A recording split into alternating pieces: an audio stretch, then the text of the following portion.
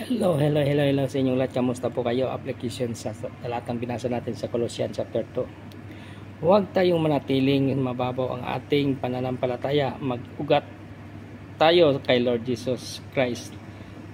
Lumalim tayo sa kanyang salita. Mamuhay tayo ng may lalim, katatagan at overflowing thankfulness.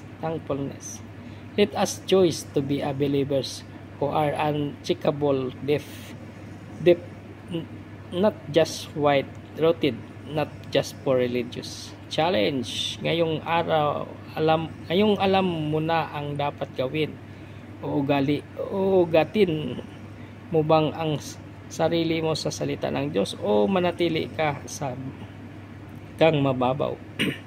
Will you choose to grow deeply in Christ, or will you stay in the surface? Malagang tanong, pero sa Diyos na lang natin sagutin. Panginoon, malalim na ba talaga ang ugat ko sa iyo?